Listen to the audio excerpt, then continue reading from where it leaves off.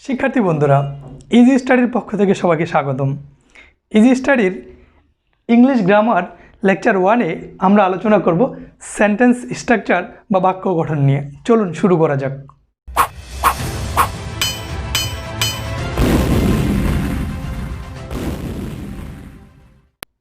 শিক্ষার্থী বন্ধুরা, আমাদের শিক্ষা জীবনের সকল পর্যায়ে ইংলিশ সেন্টেন্স স্ট্রাকচার বিষয়টি অত্যন্ত জরুরি।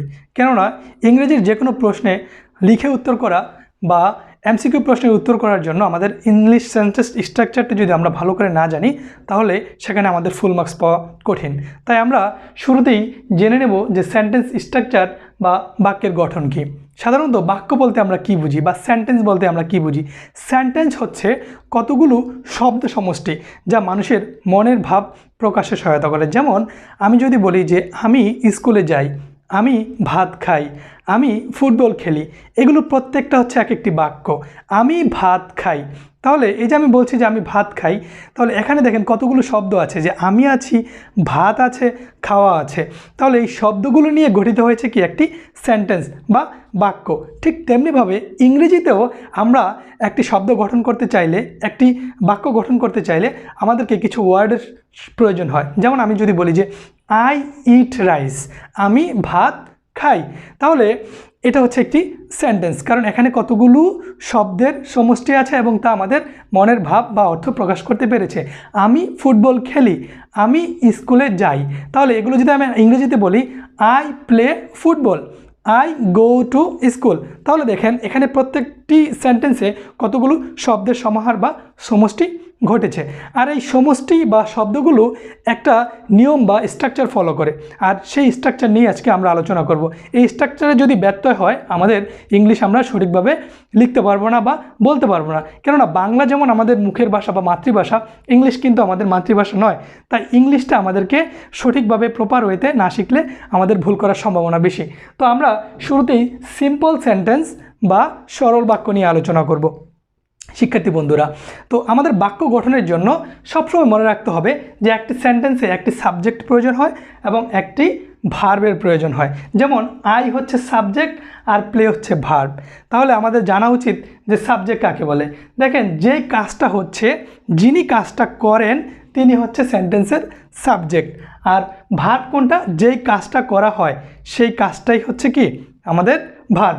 আর আমরা যাকে অবলম্বন করে কাজটা করি সেটা হচ্ছে আমাদের সেন্টেন্সের অবজেক্ট। অনেক সময় সেন্টেন্সে অবজেক্ট থাকতেও পারে, নাও থাকতে পারে। যেমন হি ইজ ক্রাইং, এই সেন্টেন্সে হি হচ্ছে সাবজেক্ট আর ইজ ক্রাইং হচ্ছে ভার্ব, এখানে কিন্তু অবজেক্ট নেই। তো শিক্ষার্থী বন্ধুরা, একটা সেন্টেন্স হওয়ার জন্য আমাদের ইংরেজিতে সেন্টেন্স লেখার জন্য দুইটি বিষয় অত্যন্ত জরুরি। সেটি হচ্ছে একটি সাবজেক্ট আর একটি ভার্ব। আর এই ভার্বের বেলায় আমাদের মনে রাখতে হবে ভার্বটি অবশ্যই ফাইনাইট ভার্ব হতে হবে। শিক্ষার্থী বন্ধুরা, ফাইনাইট ভার্বের বিপরীতে আরেকটি ভার্ব আছে, সেটা হচ্ছে নন ফাইনাইট ভার্ব। তো আমরা ফাইনাইট ভার্ব এবং নন ফাইনাইট ভার্ব নিয়ে পরবর্তী ক্লাসে আলোচনা করব। তাও আজকের ক্লাসে আমরা নন ফাইনাইট ভার্ব নিয়ে একটু ধারণা দিব। তার পূর্বে আমি বলতে চাই যে আমরা বলছিলাম যে একটি সেন্টেন্সে আমাদের গঠন করার জন্য একটি সাবজেক্ট লাগবে আর একটি ভার্ব লাগবে। খেয়াল রাখবেন যে ভার্ব হচ্ছে সেন্টেন্সের হার্ট বা মেইন বিষয়। ভার্ব ছাড়া কোনো সেন্টেন্স গঠিত হতে পারবে না। তাই আমাদেরকে ফাইনাইট এবং নন ফাইনাইট সম্বন্ধে জানতে হবে। তাই আমি সংক্ষিপ্ত একটু বলছি ফাইনাইট ভার্ব কাকে বলে। মনে রাখবেন যে পৃথিবীর সকল ভার্বই ফাইনাইট ভার্ব, শুধু দুইটা ক্ষেত্র ছাড়া। একটা হচ্ছে to plus verb, to plus verb, এটা হচ্ছে একটা নন ফাইনাইট ভার্ব।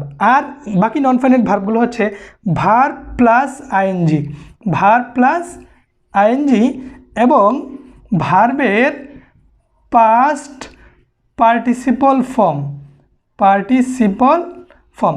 অর্থাৎ এটা হচ্ছে একটা ক্ষেত্র টু প্লাস ভার্ব ইনফিনিটিভ, আর একটা হচ্ছে ভার্ব প্লাস আইএনজি এবং ভার্বের পাস্ট পার্টিসিপল ফর্ম। এগুলো যখন, এই দুইটা যখন অক্সিলিয়ারি ভার্ব ছাড়া ব্যবহৃত হবে, আমরা জানি অক্সিলিয়ারি ভার্ব হচ্ছে am, is, are, was, were, have, has, এগুলো। তো এই অক্সিলিয়ারি ভার্ব ছাড়া যদি আমাদের কোনো সেন্টেন্সে ভার্বের পাস্ট পার্টিসিপল ফর্ম থাকে এবং ভার্ব প্লাস আইএনজি থাকে, তখন সেগুলোকে আমরা নন ফাইনাইট ভার্ব বলবো। আমি একটু এক্সাম্পল দিই। এই সেন্টেন্সে আমি লিখেছি যে হি ইজ ক্রাইং। এখন আমরা যদি এই ইজ শব্দটিকে ওয়ার্ডটিকে কেটে দেই তাহলে হি ক্রাইং এটা কিন্তু একটি সেন্টেন্স হবে না। সেন্টেন্স হওয়ার জন্য অবশ্যই কী লাগবে, একটা ফাইনাইট ভার্ব লাগবে। আমি বলেছি ভার্ব প্লাস আইএনজি যদি কোনো সেন্টেন্সে থাকে এবং তার পূর্বে যদি কোনো ধরনের অক্সিলিয়ারি ভার্ব না থাকে, আর অক্সিলিয়ারি ভার্ব হচ্ছে am, is, are, was, were, have, has, had এগুলো, সেগুলো যদি না থাকে তখন সেই ভার্বটাকে বলা হয় নন ফাইনাইট ভার্ব। তাহলে আমরা এখানে বলতে পারি হি ক্রাইং, এই ক্রাইংটা হচ্ছে কি একটি নন ফাইনাইট ভার্ব এবং এটি কোনো সেন্টেন্স হবে না। সেন্টেন্স হওয়ার জন্য অবশ্যই একটি সাবজেক্ট এবং একটি ফাইনাইট ভার্ব লাগবে। আর এখানে ইজ ক্রাইং এটাকে আমরা ফাইনাইট করার জন্য একটা অক্সিলিয়ারি ভার্ব এর সহায়তা নিয়েছি। এখন এই ইজটাকে আমরা কেন অক্সিলিয়ারি বলছি, ইজটাকে অক্সিলিয়ারি বলার কারণ হচ্ছে যে এই ঘটনাটা ক্রাইং কান্নাটা কখন ঘটছে এটা সময়কে ইন্ডিকেট করে, আর সেই সময় ইন্ডিকেট নিয়ে যেই লেসনটা সেটা হচ্ছে টেন্স। তো আমরা টেন্স নিয়ে আবার নতুন একটি ভিডিও আপলোড করব, সেটা আপনারা দেখবেন। তো দেখেন যে এই ক্রাইংয়ের ঘটনাটা কখন ঘটছে, ইজ ক্রাইং মানে ঠিক এই মুহূর্তে সে কান্না করছে। আবার আমরা যদি বলতাম এখানে যে ওয়াজ ক্রাইং, তার মানে সে গতকাল বা কোনো এক সময় কান্না করছিল, তাহলে এটাও কি একটা সেন্টেন্স, কারণ এখানে একটি সাবজেক্ট রয়েছে, একটি ফাইনাইট ভার্ব রয়েছে, এই পুরোটা মিলে হচ্ছে কি ফাইনাইট ভার্ব। আর এই পুরোটা ফাইনাইট ভার্ব হওয়ার কারণ হচ্ছে আমাদের এই ক্রাইং ভার্ব প্লাস আইএনজির পূর্বে কী রয়েছে, একটি অক্সিলারি ভার্ব রয়েছে। তো আমি আশা করি সবাই ফাইনাইট এবং নন ফাইনাইট ভার্বের সংজ্ঞাটা বুঝতে পেরেছেন। আমরা যদি আরেকটি এক্সাম্পল দিই যে I want to play football, I want to play, আমি খেলা করতে চাই বা খেলতে চাই, সেক্ষেত্রে এই টু প্লে হচ্ছে নন ফাইনাইট ভার্ব। এক্ষেত্রে আমরা যদি আই ওয়ানকে এখান থেকে মুছিয়ে দেই তাহলে কিন্তু এটি একটি সেন্টেন্স হবে না। যদিও প্লে একটি ভার্ব, তার পূর্বে টু রয়েছে থাকা সত্ত্বেও এটি কিন্তু একটি সেন্টেন্স নয়। দেখেন এখানে একটা সাবজেক্টও আছে আবার একটি ভার্বও আছে, কিন্তু এই ভার্বটাকে আমরা নন ফাইনাইট বলছি কারণ তার পূর্বে টু রয়েছে, আর এই টু প্লাস ভার্বকে সাধারণত বলা হয় ইনফিনিটিভ। তো বন্ধুরা আমরা ইনফিনিটিভ এবং জিরার নিয়ে আমরা আরেকটি লেকচার নিয়ে আলোচনা করব।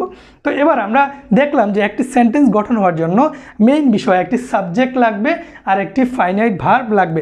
আর ফাইনাইট ভার্বে আমরা সংজ্ঞা শিখলাম, পৃথিবীর সকল ভার্বই হচ্ছে ফাইনাইট ভার্ব, দুইটা ক্ষেত্র ছাড়া, এক হচ্ছে টু প্লাস ভার্ব মানে ইনফিনিটিভ, আর একটা হচ্ছে ভার্ব প্লাস আইএনজি এবং ভার্বের past participle form without auxiliary verb, তখন সেগুলিকে বলা হয় নন ফাইনাইট ভার্ব।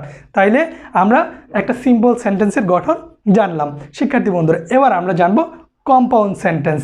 খেয়াল রাখবেন কম্পাউন্ড সেন্টেন্স সিম্পল সেন্টেন্সের মতোই, তবে কম্পাউন্ড সেন্টেন্সে আমাদের একটি কোঅর্ডিনেটিং কনজাংশন দরকার হয়, মানে হচ্ছে যেটা একটা সেন্টেন্সে দুইটা অংশকে, বাক্যের দুইটা অংশকে যুক্ত করবে।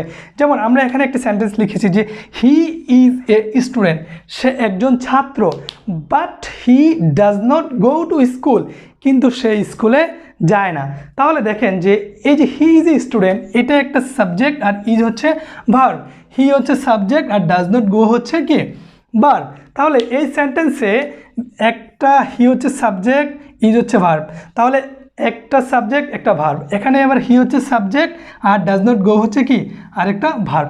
তাহলে এই সেন্টেন্সে আমরা দেখতে পেলাম যে দুইটা সাবজেক্ট এবং দুইটা ভার্ব। তাহলে আমরা যদি এটাকে কম্পাউন্ড সেন্টেন্স বলি তাহলে কম্পাউন্ড সেন্টেন্সের আমরা সংজ্ঞাটা বুঝলাম যে যেই সেন্টেন্সে একাধিক ক্লোজ থাকবে। ক্লোজ মানে হচ্ছে বাক্যাংশ বা খণ্ড বাক্য। যেমন এটা আমরা একটা সেন্টেন্সে বা এক কথায় বলতে পারি it is a sentence, he is a student but he does not go to school. তাহলে এই সেন্টেন্সের দুইটা অংশ, এটা হচ্ছে হি ইজ এ স্টুডেন্ট আর একটা হচ্ছে হি does not go to school. তাহলে দেখেন যে এই সেন্টেন্সে আমরা দেখতে পেলাম যে দুইটা অংশ রয়েছে। তাহলে এই অংশটা হচ্ছে একটি খণ্ডবাক্য বা ক্লোজ, এই অংশটি একটি হচ্ছে কি খণ্ডবাক্য ক্লোজ, এবং এই যে দুইটা ক্লোজেই একটি করে সাবজেক্ট রয়েছে আর একটি করে ফাইনাইট ভার্ব রয়েছে। তাহলে আমরা জানলাম যে একটা সেন্টেন্সে একাধিক ক্লোজ থাকে বা খণ্ডবাক্য থাকে এবং প্রত্যেকটি খণ্ডবাক্যে একটি সাবজেক্ট এবং একটি ফাইনাইট ভার্ব থাকবে। তাহলে আমরা দেখতে পেলাম যে আই প্লে ফুটবল, আমি ফুটবল খেলি, তাহলে এটি হচ্ছে কি একটি সিম্পল সেন্টেন্স এবং এটাকে একটা ক্লোজ আমরা কখন বলবো, যখন এটা কম্পাউন্ড হবে বা এটা যখন কমপ্লেক্স সেন্টেন্স হবে। কম্পাউন্ড কীভাবে, যেমন এখানে আমরা বলতে পারি যে আই প্লে ফুটবল, আমি ফুটবল খেলি, অ্যান্ড আই প্লে ক্রিকেট, আমি ক্রিকেট খেলি। তখন কিন্তু অ্যান্ড দ্বারা আমি দুইটি বাক্যাংশকে যুক্ত করলাম, তাহলে এটাকে আমরা বলবো কম্পাউন্ড সেন্টেন্স। তাই আমি আশা করি আপনারা সবাই সিম্পল সেন্টেন্স এবং কম্পাউন্ড সেন্টেন্সের পার্থক্য বুঝতে পেরেছেন। খেয়াল রাখবেন, সিম্পল সেন্টেন্স এবং কম্পাউন্ড সেন্টেন্সের পার্থক্য হচ্ছে কম্পাউন্ড সেন্টেন্সে কোঅর্ডিনেটিং কনজাংশন দ্বারা দুটি ক্লোজ যুক্ত হবে, আর কোঅর্ডিনেটিং কনজাংশনগুলো হচ্ছে অ্যান্ড, বাট, অর, নর, ইয়েট, সো, ফর। এগুলো হচ্ছে কি কোঅর্ডিনেটিং কনজাংশন। ওকে বন্ধুরা, তো আমরা দেখতে পেলাম যে কোঅর্ডিনেটিং কনজাংশন হচ্ছে কি অ্যান্ড, বাট, অর, নর, তারপর হচ্ছে সো, ফর। এগুলো দ্বারা যখন আমরা দেখব যে দুইটি বাক্যাংশ যুক্ত হয় এবং সেই দুইটি বাক্য যখন তার স্বাধীনভাবে অর্থ প্রকাশ করতে পারে, তখন সেটাকে বলবো আমরা কম্পাউন্ড সেন্টেন্স। তো কম্পাউন্ড সেন্টেন্সের আমরা একটি বৈশিষ্ট্য দেখলাম যে compound sentence and, but, or, নর এগুলো দ্বারা যুক্ত হয় এবং যুক্ত হবে দুইটি ইন্ডিপেন্ডেন্ট ক্লোজ বা স্বাধীন ক্লোজ। তো আমরা বলছিলাম যে ক্লোজ, এবং এক্ষেত্রে আমরা আরেকটি শব্দ নিয়ে আসলাম ইন্ডিপেন্ডেন্ট ক্লোজ। তাহলে ইন্ডিপেন্ডেন্ট ক্লোজ যে আমি নিয়ে আসলাম, তার মানে বোঝাচ্ছে যে ক্লোজেরও কি দুইটি পার্ট রয়েছে। যেমন আমরা ফাইনাইট এবং নন ফাইনাইট দেখলাম, তো আমরা এই ক্লোজেও আমাদের খেয়াল রাখবেন যে ডিপেন্ডেন্ট ক্লোজ, ইন্ডিপেন্ডেন্ট ক্লোজ। তো এক্ষেত্রে আমাদের এই কম্পাউন্ড সেন্টেন্সে দুটি ক্লোজই ইন্ডিপেন্ডেন্ট ক্লোজ বা স্বাধীন ক্লোজ। আমরা যদি এখানে বলি he is a student, say it's the independent close, কারণ সে স্বাধীনভাবে তার মনের ভাব প্রকাশ করতে পারছে। আবার যদি বলি he does not go to school, সে স্কুলে যায় না, সেটাও অর্থ প্রকাশ করতে পারছে। তার মানে দুইটি ইন্ডিপেন্ডেন্ট ক্লোজ মার্কার দ্বারা যুক্ত হলে তখন তাকে বলা হয় কম্পাউন্ড সেন্টেন্স। তো শিক্ষার্থী বন্ধুরা, এই কম্পাউন্ড সেন্টেন্স কোঅর্ডিনেটিং কনজাংশন দ্বারা আরও কিছু ইন্ডিপেন্ডেন্ট ক্লোজকে যুক্ত করতে পারে। তো এবার আমরা আসি কমপ্লেক্স সেন্টেন্সে। তো এক্ষেত্রে আমাদের এখানে কিছু এক্সাম্পল দেওয়া আছে কম্পাউন্ড সেন্টেন্সের। তো দেওয়া আছে যে he came and played football yesterday. তো এই সেন্টেন্সটা আমরা একটু বুঝিয়ে নিই যে হি কেম, সে এসেছিল, অ্যান্ড প্লেড ফুটবল। দেখেন এক্ষেত্রে আমরা একটু আগে বলছিলাম যে ক্লোজে একটি সাবজেক্ট থাকবে আর একটি ফাইনাইট ভার্ব থাকবে। তো এক্ষেত্রে এই যে অ্যান্ডের পরে কোনো ফাইনাইট সাবজেক্ট নেই, তার মানে কি এটাকে আমরা কম্পাউন্ড সেন্টেন্স বলবো না বা এটাকে আমরা ক্লোজ বলবো না। তো খেয়াল রাখবেন, কম্পাউন্ড সেন্টেন্সে অনেক সময় সাবজেক্ট উজ্জ্ব থাকতে পারে। যেমন he came and he played football, সে এসেছিল, এবং যেহেতু এখানে সাবজেক্ট একই লোক, হি সাবজেক্ট, হি নিজে, সে এসেছিল এবং সে খেলেছিল, তাই আমরা হিকে এখানে আমরা উজ্জ্ব রেখেছি। আবার complete your task or leave the room, এক্ষেত্রে you complete your task or you leave the room. তার মানে আমরা দেখতে পেলাম যে সাবজেক্ট অনেক সময় উজ্জ্ব থাকতে পারে। এরপর হচ্ছে either he or his friend will come. তো খেয়াল রাখবেন, এক্ষেত্রে আমরা দেখলাম যে অর দ্বারা আমরা এই সেন্টেন্সে দুইটি ক্লোজকে যুক্ত করেছি। যেমন either he will come or his friend will come. তার মানে আমরা এই অর দ্বারা আমরা কি করলাম, দুইটি ক্লোজকে যুক্ত করলাম, সেজন্য ইটস আ কম্পাউন্ড সেন্টেন্স। এবার আসি আমরা কমপ্লেক্স সেন্টেন্সে। তো শিক্ষার্থী বন্ধুরা এবার কমপ্লেক্স সেন্টেন্স। খেয়াল রাখবেন, কমপ্লেক্স সেন্টেন্সে আমাদের একটি থাকবে মেইন ক্লোজ বা ইন্ডিপেন্ডেন্ট ক্লোজ, ঠিক আছে, আর বাকি যে ক্লোজগুলো থাকবে সেগুলো হবে ডিপেন্ডেন্ট বা সাবঅর্ডিনেট ক্লোজ। সো আমরা ইন্ডিপেন্ডেন্ট ক্লোজের সংজ্ঞা শিখলাম যে যেই ক্লোজটি অন্য ক্লোজের উপর ডিপেন্ড করে না সেটা হচ্ছে ইন্ডিপেন্ডেন্ট ক্লোজ, আর যেই ক্লোজটি অর্থ প্রকাশের জন্য অন্য একটা ক্লোজের উপর ডিপেন্ড করে তাকে বলা হয় ডিপেন্ডেন্ট ক্লোজ। তো কমপ্লেক্স সেন্টেন্সে আমরা জানি যে কমপ্লেক্স সেন্টেন্সে একটি থাকবে ইন্ডিপেন্ডেন্ট ক্লোজ বা মেইন ক্লোজ, আর অন্য যে ক্লোজগুলো থাকবে সেগুলো হচ্ছে ডিপেন্ডেন্ট ক্লোজ বা সাবঅর্ডিনেট ক্লোজ। তো শিক্ষার্থী বন্ধুরা, আমরা দেখলাম যে ক্লোজকে আমরা দুইটা ভাগে ভাগ করতে পারি। ক্লোজ CLAUS, ক্লোজকে আমরা দুইটা ভাগে ভাগ করতে পারি। একটা হচ্ছে ইন্ডিপেন্ডেন্ট ক্লোজ, মানে সে স্বাধীন খণ্ডবাক্য, স্বাধীন বাক্য অংশ। তো আমরা যখন কম্পাউন্ড সেন্টেন্স গঠন করব সেক্ষেত্রে আমাদের দুইটা ক্লোজকে আমরা ইন্ডিপেন্ডেন্ট বা মেইন ক্লোজ বলবো। ইন্ডিপেন্ডেন্ট ক্লোজের আরেকটা নাম হচ্ছে কি মেইন ক্লোজ বা প্রিন্সিপাল ক্লোজ। আর আমরা দেখলাম যে আরেকটা হচ্ছে কি ডিপেন্ডেন্ট ক্লোজ। ডিপেন্ডেন্ট ক্লোজ কোনটা, যে ক্লোজটা ইন্ডিপেন্ডেন্ট ক্লোজের উপর ডিপেন্ডেন্ট তাকেই বলা হয় ডিপেন্ডেন্ট ক্লোজ বা সাবঅর্ডিনেট ক্লোজ। তো আমরা যখন কমপ্লেক্স সেন্টেন্স গঠন করব তখন আমাদের মাথায় রাখতে হবে কমপ্লেক্স সেন্টেন্সে একটা থাকবে মেইন ক্লোজ, আর বাকি যত ক্লোজ থাকুক না কেন সেগুলো সাবঅর্ডিনেটিং কনজাংশন দ্বারা যুক্ত হবে এবং সেগুলো ডিপেন্ডেন্ট ক্লোজ বা সেগুলোকে বলা হয় সাবঅর্ডিনেটিং ক্লোজ। তো শিক্ষার্থী বন্ধুরা আমরা এবার একটা এক্সাম্পল দেখেছি। আমি লিখেছি এখানে আই হ্যাভ এ পেন, আমার একটি কলম আছে। তাহলে এই সেন্টেন্সটি এখানেই পরিপূর্ণ অর্থ প্রকাশ করতে পারছে, কিন্তু তার পরবর্তীতে আমরা এখানে আরেকটি অতিরিক্ত তথ্য যোগ করলাম, হুইচ ইজ রেড, যেটার কালার হচ্ছে কি লাল। তাহলে দেখেন আমাদের এই অংশটুকু যদি না থাকতো তাহলে আমাদের এই অংশটুকু তার অর্থ পরিপূর্ণভাবে প্রকাশ করতে পারছে, তখন এটা হচ্ছে কি মেইন ক্লোজ। আর হুইচ ইজ রেড, এটা যদি আমরা এখান থেকে বাদ দিয়ে দিই, হুইচ ইজ রেড এটা কিন্তু কোনো অর্থ প্রকাশ করতে পারছে না যে যেটি লাল, অ্যান্ড কোনটি লাল সেটা অর্থ প্রকাশ করার জন্য এটার উপর ডিপেন্ডেন্ট। তাহলে এই ক্লোজটার উপর এই ক্লোজটা ডিপেন্ডেন্ট, সেজন্য এই ক্লোজটাকে বলা হয় ডিপেন্ডেন্ট ক্লোজ বা সাবঅর্ডিনেট ক্লোজ, আর এই ক্লোজটাকে বলা হয় ইনডিপেন্ডেন্ট ক্লোজ। তো শিক্ষার্থী বন্ধুরা আমরা জানি যে প্রত্যেকটি ক্লোজে একটি সাবজেক্ট থাকে আর একটি ফাইনাইট ভার্ব থাকে। তাহলে আমাদের এই ক্লোজে তাহলে সাবজেক্টটা কে? আমরা এখানে দেখছি ভার্ব, ফাইনাইট ভার্ব দেখছি যে ইজ, কিন্তু সাবজেক্ট কি? সাবজেক্ট নাই। খেয়াল রাখবেন অনেক সময় ক্লোজ মার্কার, এক্ষেত্রে সাবঅর্ডিনেটিং ক্লোজগুলো আমরা দেখলাম যে হুইচ, হোয়েন, হোয়ার, এগুলো সাবঅর্ডিনেটিং ক্লোজ বা সাবঅর্ডিনেটিং কনজাংশন। তো এই সাবঅর্ডিনেটিং কনজাংশন হচ্ছে হুইচ, এবং হুইচ নিজেও সাবজেক্টের কাজ করতে পারে। অর্থাৎ আমরা জানি যে যখন সেন্টেন্সে আপনার সাবজেক্ট থাকে না সেক্ষেত্রে অনেক সময় সাবঅর্ডিনেটিং যে কনজাংশনগুলো রয়েছে সেগুলো নিজেই সাবজেক্টের কাজ করতে পারে। যেমন আই হ্যাভ এ পেন, তাহলে এই পেনটা হচ্ছে কি রেড, তাহলে আমরা বলতে পারি দ্য পেন ইজ রেড বা হুইচ ইজ রেড দ্বারা হুইচ দ্বারা আমরা এই পেনটাকে ইন্ডিকেট করছি, এবং এই পেনটি এখানে এই হুইচটি এখানে সাবজেক্টের কাজ করছে। তার মানে আমরা দেখতে পেলাম যে একটি সেন্টেন্সে যখন কমপ্লেক্স হয় তখন সেখানে একাধিক ক্লোজ থাকে, একটি থাকে ইন্ডিপেন্ডেন্ট ক্লোজ আর বাকি যে ক্লোজগুলো থাকে বা থাকবে সেগুলো হচ্ছে ডিপেন্ডেন্ট ক্লোজ বা সাবঅর্ডিনেটিং ক্লোজ, এবং সাবঅর্ডিনেটিং ক্লোজগুলো সাবঅর্ডিনেটিং কনজাংশন দ্বারা যুক্ত হবে। যেমন অ্যাজ ইফ, হোয়ার, হোয়েন, এগুলো হচ্ছে কি সাবঅর্ডিনেটিং কনজাংশন, সেগুলো দ্বারা যুক্ত হবে। তো আমরা আরেকটা এক্সাম্পলে যাই যে I know where he lives, আমি জানি সে কোথায় বাস করে।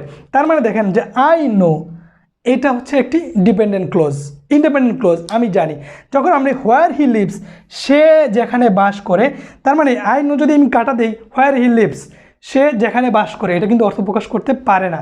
তার আমি জানি সে যেখানে বাস করে, এখানে কিন্তু একটা নাম আসবে, হয় ঢাকা, নয় খুলনা, নয় চিটাগং, নয় নোয়াখালী। তার মানে এই ক্লোজটি অর্থ প্রকাশের জন্য এই ক্লোজটির উপর ডিপেন্ডেন্ট, সেজন্য এটা হচ্ছে ডিপেন্ডেন্ট ক্লোজ বা সাবঅর্ডিনেটিং ক্লোজ, আর এটা হচ্ছে ইন্ডিপেন্ডেন্ট ক্লোজ। যেহেতু এখানে সাবঅর্ডিনেটিং কনজাংশন দ্বারা যুক্ত হয়েছে তাই এটাকে বলা হয় সাবঅর্ডিনেটিং ক্লোজ বা ডিপেন্ডেন্ট ক্লোজ। সাবঅর্ডিনেট মানে হচ্ছে অধীন, মানে এটার অধীন হচ্ছে এটা, সেজন্য এটা সাবঅর্ডিনেটিং ক্লোজ। তো দেখেন বন্ধুরা এরপরের এক্সাম্পলে হি কেম, সে এসেছিল, হোয়াইল আই ওয়াজ স্লিপিং, যখন আমি ঘুমাচ্ছিলাম। আই নো, আমি জানি, দ্যাট হি উইল কাম, তার মানে এই দ্যাট দ্বারা এই ক্লোজটুকু যুক্ত হওয়াতে এটা হচ্ছে ডিপেন্ডেন্ট ক্লোজ আর এটা হচ্ছে ইন্ডিপেন্ডেন্ট ক্লোজ। তো শিক্ষার্থী বন্ধুরা আমরা যখন ক্লোজ নিয়ে আলোচনা করছি তখন ক্লোজ নিয়ে আমাদের আরেকটি লেকচার থাকবে, কারণ ক্লোজ সাধারণত ক্লোজকে আমরা দুইটা ভাগে ভাগ করতে পারি। একটা বললাম যে ইন্ডিপেন্ডেন্ট ক্লোজ, আর একটা হচ্ছে কি ডিপেন্ডেন্ট ক্লোজ। আর এই ডিপেন্ডেন্ট ক্লোজকে আবার আমরা তিনটা ভাগে ভাগ করতে পারি। একটা হচ্ছে আপনার নাউন ক্লোজ, আরেকটা হচ্ছে অ্যাডজেক্টিভ ক্লোজ, আরেকটা হচ্ছে অ্যাডভার্ব ক্লোজ। তো ক্লোজ নিয়ে আমাদের পরবর্তীতে আরেকটি লেকচার থাকবে। সে পর্যন্ত সবাই ভালো থাকুন, সুস্থ থাকুন, এবং আমাদের এই চ্যানেলটিকে সাবস্ক্রাইব করে আমাদের সকল প্রকার নতুন আপডেট ভিডিও আশা করি পাবেন। এ বলে বিদায় নিচ্ছি। আর আমাদের এই আজকের লেকচারে যদি কোনো ধরনের কোয়েরি থাকে, কোনো কিছু বুঝতে অসুবিধা হয়, তাহলে অবশ্যই আমাদের চ্যানেলটি সাবস্ক্রাইব করবেন, আমাদেরকে কমেন্টসে জানাবেন, এবং আমাদের এই ইংলিশ নিয়ে আপনাদের সকল প্রকার চাকরির পরীক্ষা, বিশেষ সকল প্রকার চাকরির পরীক্ষার ইংলিশ, আমরা যেহেতু লেকচার 1 শেষ করলাম, তো আমরা এরকম আপনাদের এক পুরো সিলেবাস শেষ করা পর্যন্ত আমরা লেকচার নিতেই থাকবো। তো সে পর্যন্ত সবাই ভালো থাকুন। আল্লাহ হাফিজ।